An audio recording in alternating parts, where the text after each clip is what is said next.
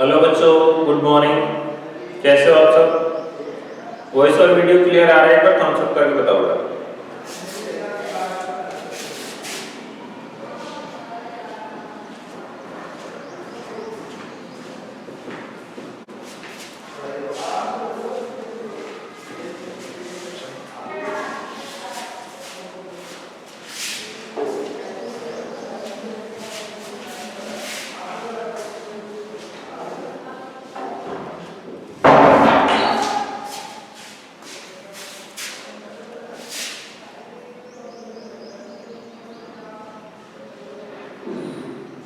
बेटा इधर से कोई प्रॉब्लम नहीं है, स्क्रीन वगैरह का प्रॉब्लम आप लोगों का है तो आप अपना नेटवर्क में इश्यू आ रहा होगा, अभी मौसम खराब चल रहा है ना, तो आप अपना प्रॉब्लम चेक करेगा। ठीक है, देखो बेटा हमने कल एक्सरसाइज 9 कर रहे थे जो हमारी कंप्लीट हो चुकी थी।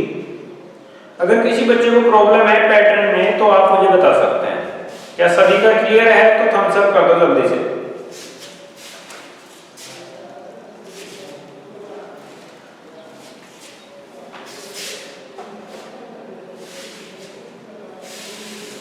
अब एक्सरसाइज 9 हमारी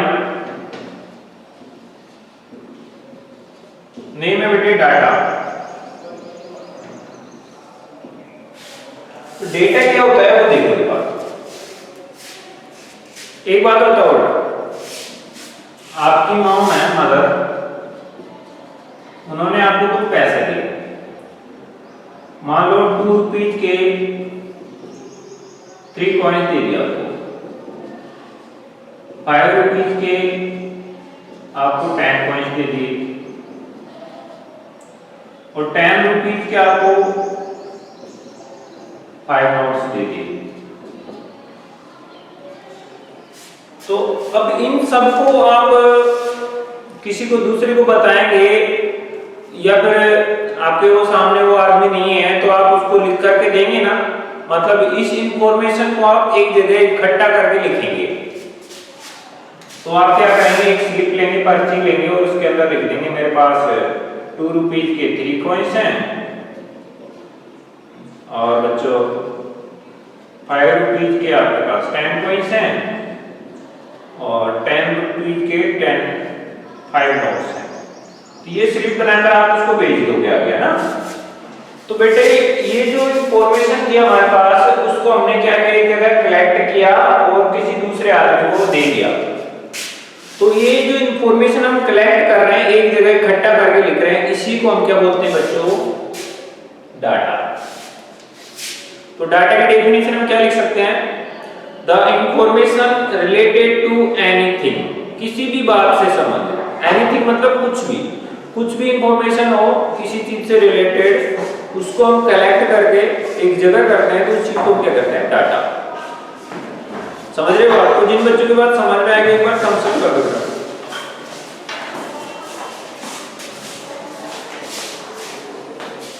तो मैं आपको क्या करवा रहा हूं, इसकी डेफिनेशन राइट करवा रहा हूं। डेटा की डेफिनेशन क्या लिखेंगे बेटा, the collected information is called data। Data क्या होता है बेटे,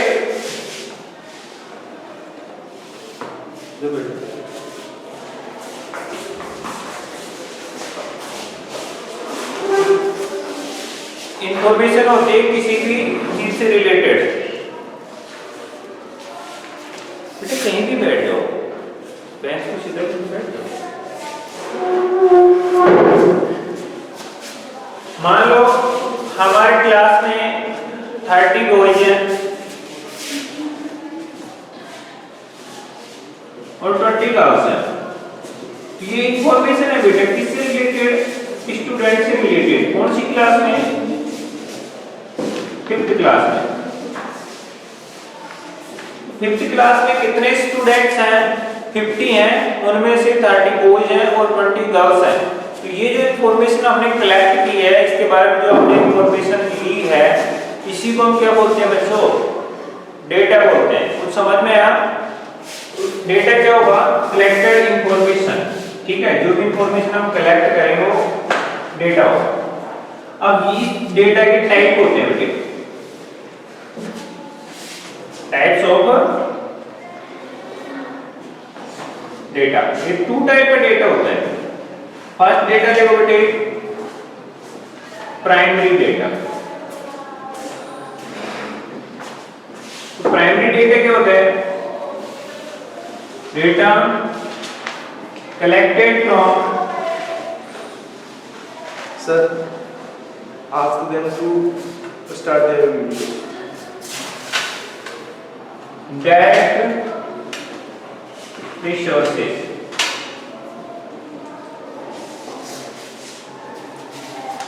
जो डेटा डायरेक्ट रिसोर्स से कलेक्ट होता है उसको हम बोलेंगे प्राइमरी डेटा। रोज बोलता हूँ एक बार 10 बार एक बच्चे बैठे पूछना है।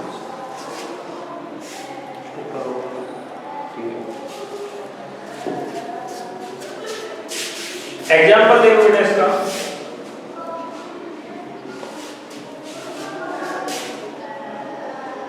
Counting of students by class teacher. बेटे क्लास टीचर हमारे क्लास में आएगा और हमारे जो स्टूडेंट्स हैं क्लास में उनकी काउंटिंग करेगा। तो रिसोर्स कौन होगा बेटे? स्टूडेंट्स हो गए, और डाटा कलेक्ट करने वाला कौन है? यहाँ पे टीचर है। तो टीचर ने जो डेटा कलेक्ट किया है वो डायरेक्ट कहां से कलेक्ट किया बेटे? रिसोर्स से कलेक्ट किया, मतलब जिसको उसको काउंट करना था उसके पास गया तो उसको काउंट करके आ गया। अब इसी डेटा को हम दूसरे फॉर्म में देखें कैसे? Secondary data. ये क्या होता है बेटे? Data collected from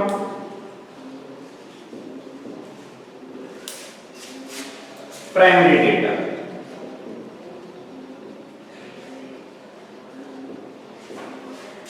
for example, counting of students by principal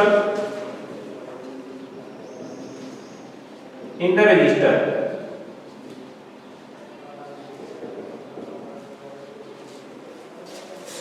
अब मान लो बेटे टीचर ने हमारे अटेंडेंस की, उसको रजिस्टर में नोट किया, तो कैसा डेटा ले लिया उसने? Primary data. अब वही प्राइमरी डेटा किसके पास गया? प्रिंसिपल सर के पास। प्रिंसिपल सर ने क्या किया? उस रजिस्टर में अटेंडेंस देखी और फिर काउंट कर लिया कि कितने बच्चे क्लास में आए हैं। तो उन्होंने जो इंफॉर्मेशन कलेक्ट की है वो किससे की? रजिस्टर से की। रजिस्टर में कैसा डाटा था? प्राइमरी डेटा था ना बेटा। उस प्राइमरी डेटा से उन्होंने अदर इंफॉर्मेशन कलेक्ट की है, तो इसको हम क्या कहेंगे? Secondary data. अब आप सभी बच्चे समझ गए होंगे डेटा क्या होता है बेटे? एक इंफॉर्मेशन होती है जो हमारे किसी चीज से रिलेटेड हो सकती है, तो वो तो डेटा हो गया। अब उस डेटा के 2 टाइप हो सकते हैं। हो सकता है वो डेटा डायरेक्ट हम सीधे जाकर कलेक्ट करें, या फिर किसी का कलेक्ट किया हुआ है उसको हम ले लें। एक और एग्जांपल देखो बेटा, हम सभी फार्मर्स होते हैं, हमारे फादर वगैरह सब, कोई ना कोई तो होता ही है। बहुत कम बच्चे हैं जिनके फादर वगैरह फार्मर नहीं होंगे, अदरवाइज ज्यादातर बच्चों के फादर या फिर ग्रैंडफादर कोई ना कोई फार्मर जरूर है। तो बेटा आप सभी जो हो क्रॉप्स यानी कि फसल उगाते हो। मान लो आपने व्हीट यानी कि गेहूं की फसल उगाई, अब आप फसल कर रहे हो डायरेक्ट, तो वहां से अनाज निकाल रहे हो, तो कैसा डेटा है? Primary data. आपने वो डेटा लेकर के आपने किसको दिया? किसी अदर व्यक्ति को जो अनाज बेचता है, जैसे बढ़िया है, उसको आप वो बेच देते हैं। फिर बढ़िया क्या करता है? उस अनाज को वापस किसी और को बेच देता है। तो आपने डायरेक्ट जो फसल थी किससे प्राप्त की बेटा? खेत से। बट जो आगे आप जिसको दे के आए हो उसने फसल किससे प्राप्त की? आपसे प्राप्त की बेटा। तो आपके पास वो फसल थी प्राइमरी डेटा के फॉर्म में, बट आपसे किसी और ने ली तो सेकेंडरी डेटा हो गया। बात समझ में आ गई होगी? तो कितने बच्चों को समझ में आए? एक बार थम्स अप करो दोनों चीजें।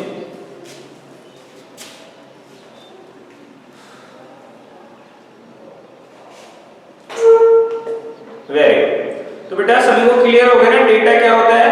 उसके टाइप भी समझ में आ गए कि प्राइमरी और सेकेंडरी डेटा क्या होते हैं। क्लियर है बच्चों? ओके, मैं इसको मिटा रहा बेटा।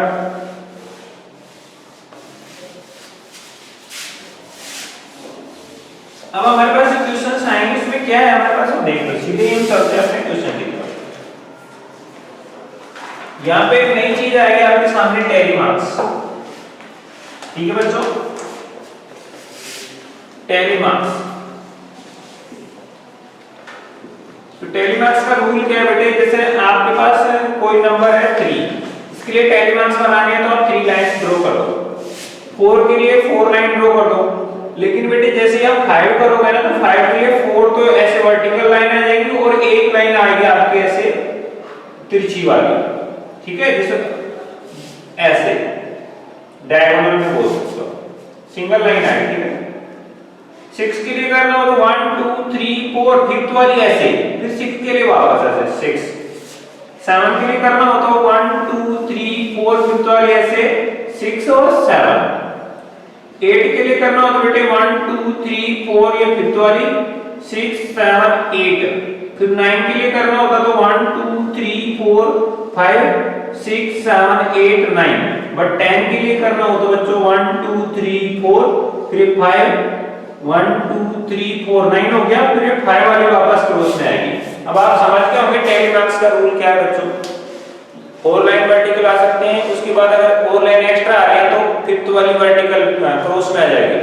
फिर आगे जरूरत पड़ी तो 4 टाइम और लगा सकते हैं, और फिर अगर फिफ्थ वाली की जरूरत पड़ी तो उसको क्रॉस में लगाएंगे। क्लियर है बच्चों? जिनको समझ में आया एक बार थम्स अप कर दो टैली मार्क्स।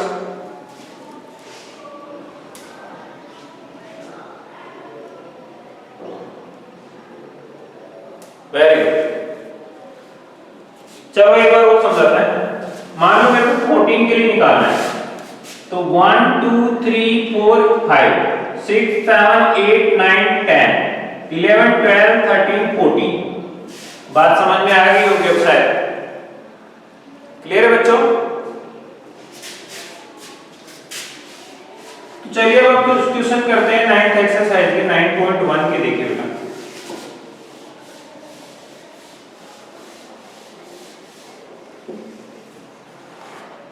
फर्स्ट क्वेश्चन कह रहा है which game do all students of your class like the most?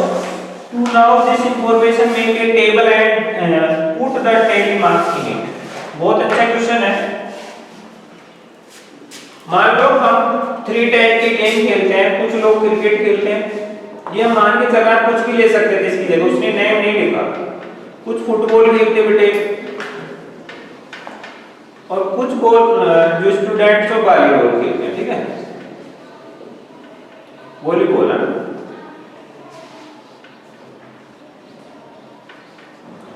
तो मान लो बेटे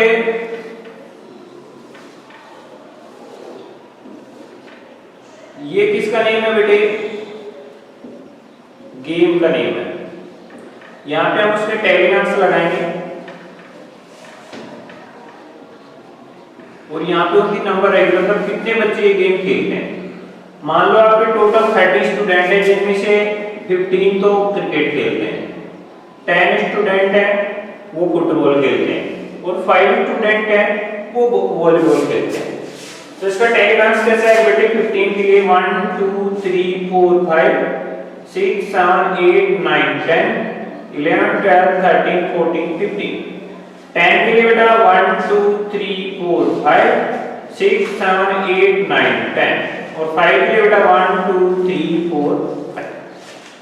सभी को समझ में आ गया हो तो थम्स अप करो बेटा और इसको नोट डाउन कर लो।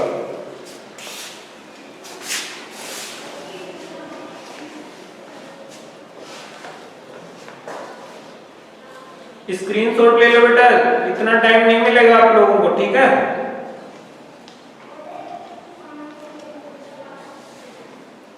समझ में आ रहा है?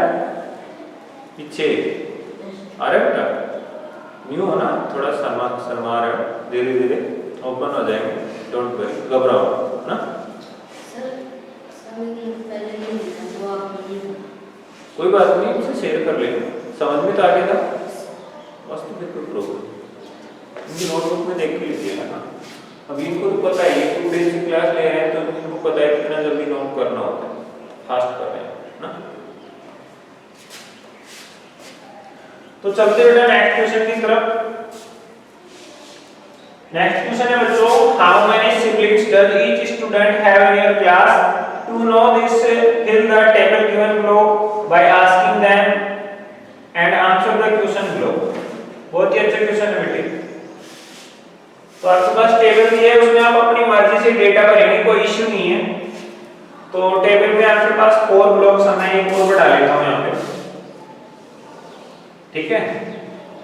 मैं ये यूज करूंगा, आप दूसरा टेबल बनाना, ठीक है। मैं इसको मिटा रहा बेटा।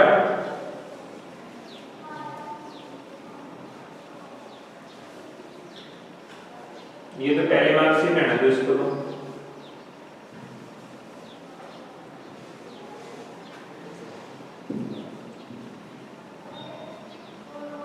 तो बेटे यहाँ पे सिबलिंग मतलब छोटे भाई या बड़े भाई या बहन, ठीक है। मतलब भाई बहन की बात हो रही है यहाँ पे, कितने भाई बहन है।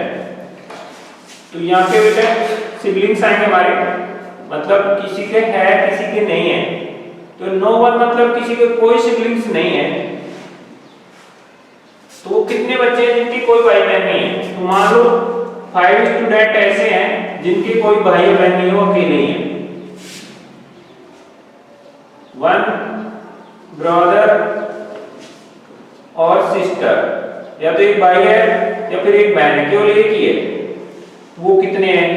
मान लो ऐसे 3 पर्सन है हमारे पास, 3 लोग हैं जिसके 2 भाई हैं या फिर एक भाई एक बहन, कैसे भी हो सकता है, लेकिन 2 हैं उसके भाई बहन, तो वो इसमें आ जाएंगे। मान लो ऐसे 10 है हमारे पास। और बेटे 3 और मोर देन 3, ठीक है।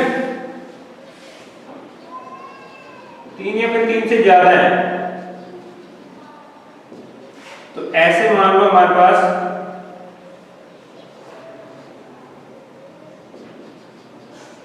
केवल 2 पर्सन है, ठीक है।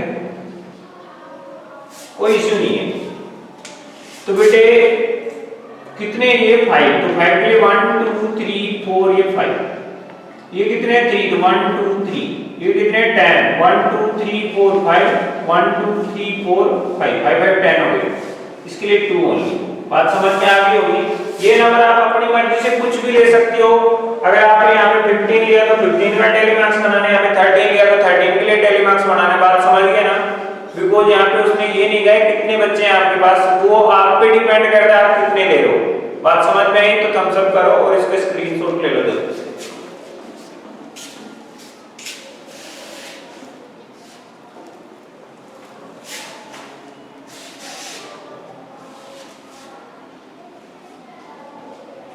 एक बार सभी बच्चे एक साथ थम्स अप करेंगे जिनको समझ में आया बेटा। सभी का थम्स अप एक साथ होना चाहिए।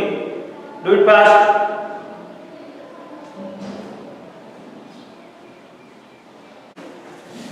तो नेक्स्ट क्वेश्चन क्या है बेटे? इसमें हमें इसमें से आंसर पूछ रहा है।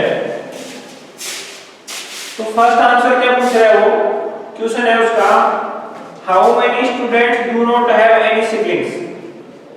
How many students don't have siblings? कितने लोगों के भाई बहन नहीं है? बताओ बेटा। तो आंसर में बताओ कितना आएगा, बताओ। अब बताओ कितने लोगों के भाई बहन नहीं है?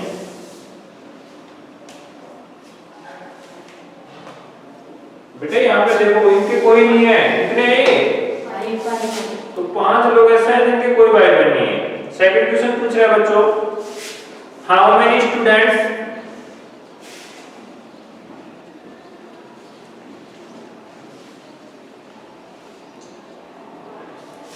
Have one sibling? Have one sibling, जिनका केवल एक ही भाई या बहन है। बताओ कितने हैं? बताओ आंसर बेटा। ओनली 1 वाले कितने? 1 ब्रदर या सिस्टर, कितने बेटे? 3। उसका आंसर 3। नेक्स्ट है बच्चों third question, Which number of siblings had tally marks the most? ऐसी कौन सी नंबर है जिसमें सबसे ज्यादा tally marks है? तो 10 और कौन सी वाले 2 ब्रदर या सिस्टर? तो which number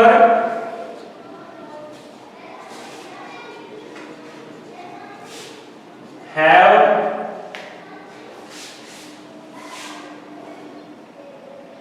which number of siblings है ना? Which number of siblings have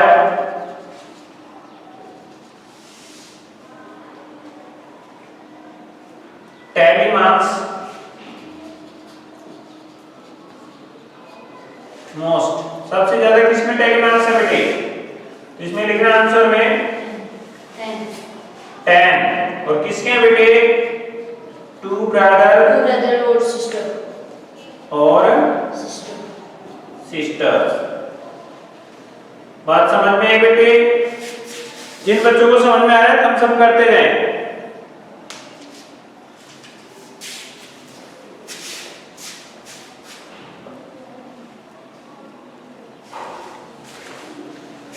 अब इसमें लास्ट क्वेश्चन है बच्चों आपके पास,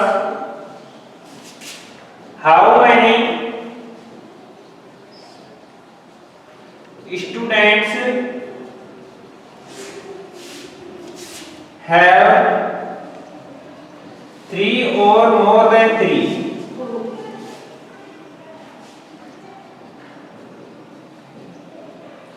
siblings? तो कितने बेटे ऐसे लोग जिनके 3 या 3 से ज्यादा हैं? बात समझ में आई? If yes, then give me thumbs up.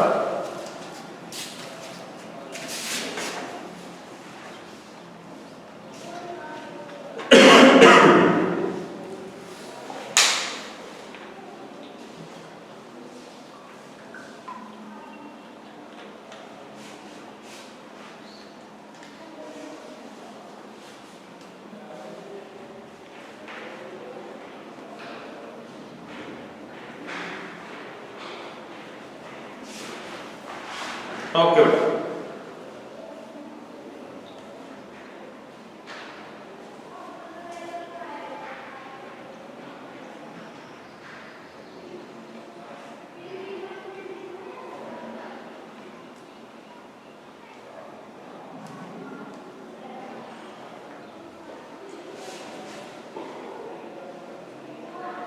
तो चलिए बेटा नेक्स्ट क्वेश्चन की तरफ चलते हैं।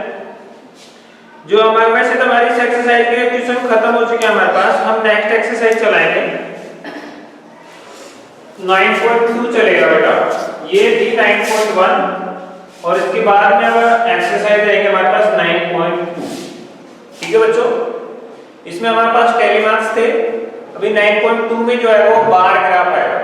बार ग्राफ क्या होता है उसके बारे में आपको बताऊंगा। ठीक है, ये हो गया, इसको एक बार थम्स अप करके बता दो बेटा।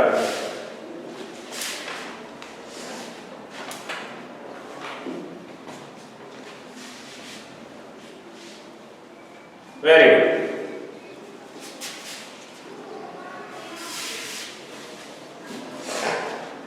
अब हम चलाएंगे 9.2। उससे पहले हम बता देते हैं आपको बार ग्राफ क्या होता है।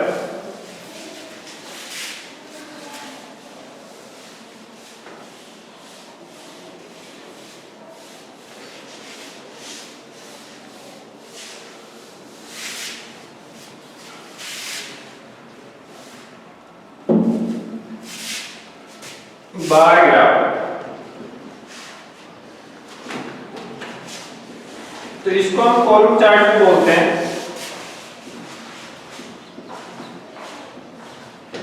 कॉलम चार्ट क्यों बोलते हैं बेटा? बिकॉज हम इस ग्राफ के अंदर बड़े बड़े कॉलम बनाते हैं इस टाइप से, ऐसे। ठीक है, ये ऐसे रेक्टेंगुलर कॉलम बनाते हैं, इसीलिए इसको हम कॉलम चार्ट भी बोल सकते हैं। तो बार ग्राफ आप समझ लो, इसमें ऐसे कॉलम बनाएंगे, वो जो ग्राफ होगा हमारा उसको हम बार ग्राफ बोलेंगे। तो ये कैसे बनाना है, बहुत ही इजी है। सीधे क्वेश्चन पे चलते हैं अपन। 9.2 में जाने से पहले मैं आपको एक टेबल दे देता हूँ। जैसे बेटे मोटरसाइकिल है, वो कितने हमारे पास 14 है।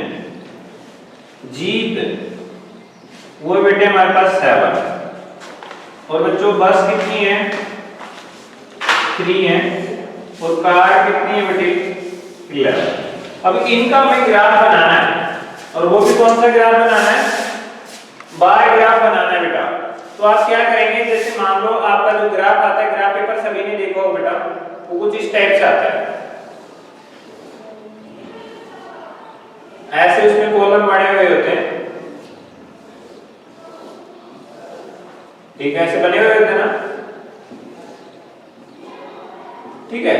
इनके बीच में भी बहुत छोटी छोटी बारीक बारीक लाइन बनी होती है, वो इसमें बनाएंगे कि बहुत ज्यादा कंफ्यूजन वाला हो जाएगा, तो हम उसको नहीं बना रहे छोटी लाइनों को।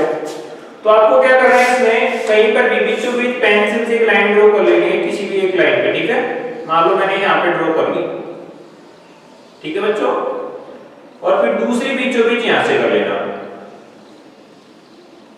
ऐसे, ठीक है। तो ये जो लाइन होती है इनको हम बोलते हैं बेटे एक्सिस, क्या बोलते हैं, तो जैसे खड़ी वाली लाइन जिसको बोलते हैं वर्टिकल, वर्टिकल एक्सिस, तो इसका नेम होगा बेटे वाई। और ऐसे जो लाइन होगी इसको बोलते हैं हम हॉरिजॉन्टल एक्सिस, क्या बोलते हैं बेटे, ये फुल स्पेलिंग एक साथ है, आगे जगह नहीं थी तो मैंने जॉन्टल नीचे लिख दिया, ठीक है, वरना आप ऐसे लिख दे हॉरिजॉन्टल, हॉरिजॉन्टल एक्सिस है, इसका नेम होता है बेटे एक्स। याद रखना, मैं आपसे क्वेश्चन कर सकता हूं व्हाट इज हॉरिजॉन्टल एक्सिस, तो आप क्या कहोगे बेटे एक्स एक्सिस, क्या कहोगे एक्स एक्सिस। और मैं कहूं व्हाट इज वर्टिकल एक्सिस, तो आप क्या कहोगे वाई एक्सिस। बात समझ गए, ये हॉरिजॉन्टल होता है और ये कौन सा होता है बेटे वर्टिकल, क्लियर है। हॉरिजॉन्टल में कैसा रहेगा, ऐसे लेटा हुआ, और वर्टिकल में ऐसे खड़ा। तो बेटे ये दोनों एक्सिस जहां पे कट करते हैं एक दूसरे को, उसके जो कोऑर्डिनेट होते हैं 0 0, इधर भी यहां से स्टार्ट हो रहा है, ये भी 0, और ये वाला भी इधर से स्टार्ट हो रहा है, तो ये भी 0, ठीक है। तो इस पॉइंट पर जहां पे x भी 0 होता है और y भी 0 होता है, उसको बोलते हैं बेटे ओरिजिन पॉइंट, क्या बोलते हैं, ये ओरिजिन पॉइंट होगा जहां पे x की वैल्यू भी 0 होगी और y की वैल्यू क्या होगी बच्चों 0 होगी, समझ गए। अब बात करते हैं अपन इसको कैसे बनाएंगे, तो मैं ये आपको समझाने, ग्राफ पेपर ऐसा होता है। अब मैं इसमें ये जो क्रॉस वाली लाइन है इनको नहीं खींचूंगा, सीधे अपने हिसाब से नंबर राइट करूंगा ग्राफ में, ठीक है ना। तो देखो कैसे कर रहा हूं, तो यहाँ पे देख लो, मैं थोड़ा इनको सॉर्ट आउट कर देता हूं, आप याद रख लेना इनको।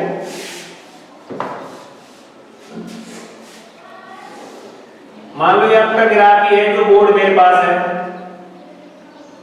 एक्स पे लाइन बनाओगे तो उस पे काउंटिंग लिख देना हर लाइन पे, जैसे ये लाइन है ना, जैसे इस पे यहां से 1 2 ऐसे, तो मैं अपने हिसाब से ये फर्स्ट वाला लाइन बनाऊंगा 1, यहाँ पे 2 3 4 5 6 7 8 9। अगर ऐसे लाइन ले रहे हो तो आपकी लाइनें ऐसे बन जाएंगी, ठीक है। काउंटिंग अगर नीचे ले रहे हो ना तो लाइन ऐसे बन जाएंगी, वो भी करेक्ट है। और अगर आप काउंटिंग इधर ले रहे हो तो आपकी ये जो ग्राफ है ना वो ऐसे खड़ा बनेगा ऐसे, तो आप पे डिपेंड करता है आप खड़ा ग्राफ बनाते हैं या फिर ऐसे लेटा हुआ, ठीक है। तो मैं एक बार खड़ा बना देता हूं, इसलिए मैं काउंटिंग ऊपर की तरफ लिख देता हूं, ठीक है बेटा। तो ऊपर लिख रहा हूं मैं 1 2 3 4 5 6 7 8 9, और भी जरूरत है क्योंकि हमारे पास कितना था 14 था मैक्सिमम, 10 11 12 13 और ये 14।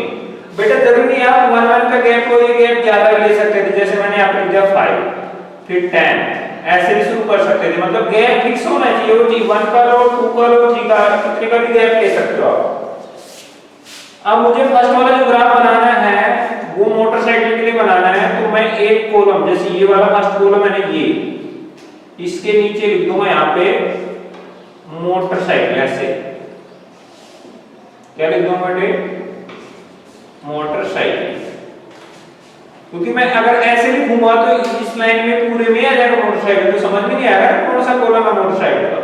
और इसका ये कॉलम मोटरसाइकिल का है, तो इस कॉलम को ऊपर ले जाओ, कहां तक ले जाओ बेटे, 14 तक ले जाओ। बात समझ में आ गई मैं क्या कहना चाह रहा हूं। तो ये जो पहला बार ग्राफ बना है किसके लिए बना बेटे, मोटरसाइकिल। ये लाइनिंग जो है ना, आप इसको पूरा ऐसे कलरफुल कर सकते हो, मैं भरूंगा तो मेरा मार्कर ज्यादा वेस्ट होगा, इसलिए मैं लाइन खींच देता हूं इसको भरने को। समझ गए ना, मतलब इसको फिल कर देना पेंसिल से, डार्क कर देना। बात समझ में आ गई होगी। दूसरा 7 किसका था बेटे, जीप का था। तो एक कॉलम छोड़ दो इसमें बीच में, फिर ये वाला कॉलम ले लो और इसके नीचे क्या लगा दो, जीप। जीप कितना जाएगा, 7 तक। तो ये लाइन कहां तक चली जाएगी हमारी, 7 तक। और ये किसका कॉलम रहेगा, जीप का। ऐसे ही बस कितना था बेटे, 3। तो ये कॉलम फिर से छोड़ दो, अगले में आप किसका कॉलम ले लो, बस का। और कहां तक, 3 तक, 3 के सीट तक ले लोगे आप इसको। इसके नीचे क्या लिख दोगे, बस। ये कॉलम किसका बन गया, बस का। अब बेटे कार के लिए फिर ये छोड़ दो, अगले वाले में कार के लिए 11 तक लेके जाओ। तो कार वाले को 11 तक मैं लेके गया, तो ये कार का बन गया बेटे, इसका बन गया। जिन बच्चों को बार ग्राफ बनाना समझ में आ चुका है, एक बार थम्स अप कर दो। तो फर्स्ट क्वेश्चन लेते हैं हमारा, ये एक बार स्क्रीनशॉट ले लिए, बार थोड़ा यहां पे मिक्स होगा, मैंने मिटाना नहीं, इसको मिटाना चाहिए था। वैसे हमारे पास टाइम बहुत कम है, पर शायद हो जाएगा हमारा क्वेश्चन। एक क्वेश्चन ले लेते हैं।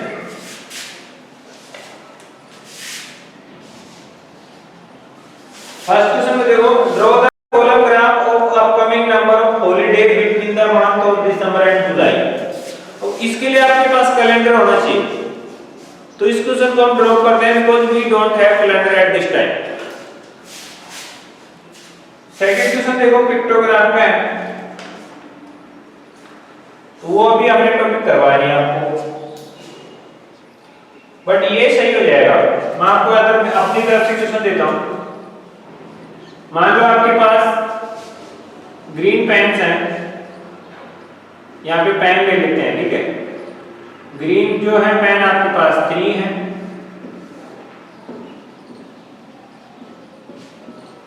ब्लू जो है आपके पास 5 पेन है, और बेटे रेड जो है आपके पास वो 2 पेन है। अब इसका आपको क्या बनाना है, पाई चार्ट बनाना है, सॉरी बार ग्राफ बनाना है। तो बार ग्राफ बनाने के लिए आप क्या करोगे बेटा, ऐसे कॉलम बनाओगे, ग्राफ को 4 पार्ट में डिवाइड कर लोगे, ये y एक्सिस और ये x एक्सिस। अब इसमें आपको अगर ऐसे तिरछा ग्राफ बनाना है तो यहाँ पे काउंटिंग लिख दो और इधर नेम आ जाएंगे, और अगर खड़ा बनाना है तो इधर नेम आ जाएंगे और यहाँ पे काउंटिंग आ जाएगी। तो मुझे खड़ा बनाना है, मैं काउंटिंग लिखता हूँ 1 2 3 4, और ये बेटे आई हो गया। अब देखो first column, second column, third, fourth, fifth, ऐसे जितने चाहो ले सकते हो। ग्रीन वाले के लिए आर जो दिया था, ग्रीन वाले के लिए आप एक कॉलम छोड़ दो, सेकंड वाले में आप एक कॉलम बनाओगे, कितना ऊंचा, 3 तक। तो ये 3 है, इसकी सीध तक आप एक खड़ा कॉलम बना लो ना, इस टाइप से, और इसको कलरफुल कर दो, भर दो। किसके लिए बेटे, ग्रीन। अब ब्लू के लिए कहां तक लेके जाना है आपको, 5 तक। तो ये फर्स्ट वाला छोड़ दो, फिर इसमें देखो एक कॉलम बनाओ, लेकिन कहां तक है, इसके 5 के सीट तक, ठीक है। ये 5 के सीट तक आ गया, थोड़ा ऊपर नीचे हो तो आप एडजस्ट कर लेना बेटा, ठीक है। और इसको भी फिल कर दो पूरा, और इसका नेम क्या लिख दो बेटे, ब्लू, ठीक है। अब क्या है, रेड। रेड को किसके सीट तक बनाना है, 2 तक। एक छोड़ दो, अगले वाले में लिख दो, कितने तक बेटे, 2 तक। बढ़ गया। इसके नीचे क्या लिख देंगे, रेड। तो हमारा बार ग्राफ तैयार है। अभी कितने बच्चों को समझ में आया, एक बार थम्स अप कर दो बेटा। जल्दी थम्स अप करो जिनको समझ में आ गया। आ गया आपको? नहीं? यस या नो? ओके, ठीक है बच्चों, आज के लिए इतना ही काफी है। मैं आपको होमवर्क में कुछ क्वेश्चन दे देता हूँ, हमारा टाइम ओवर हो चुका है, तो होमवर्क के क्वेश्चन नोट कर लो बेटा।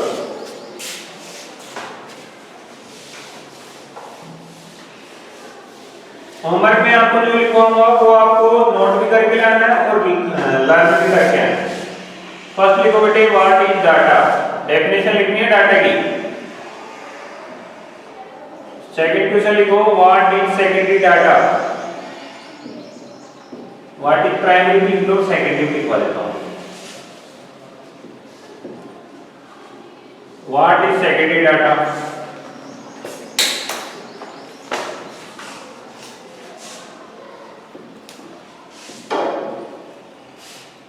फोर्थ लिखो बेटे मेक कैरी मार्क्स टेबल,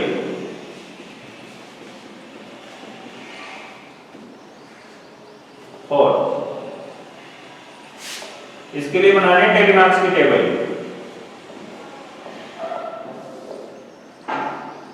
यहाँ पे कलर है बेटे और यहाँ पे उनकी नंबर है। मानो ब्लैक कलर जो है आपके पास है 12, रेड कलर है बेटे आपके पास 7, और बेटे ग्रीन कलर है आपके पास 9। तो इनके लिए आपको कैरी मार्क्स की टेबल बनानी है। फिफ्थ क्वेश्चन है बेटे मेक बार ग्राफ, और इसके लिए मैं टेबल दे रहा हूं, इसका बार ग्राफ बनाना।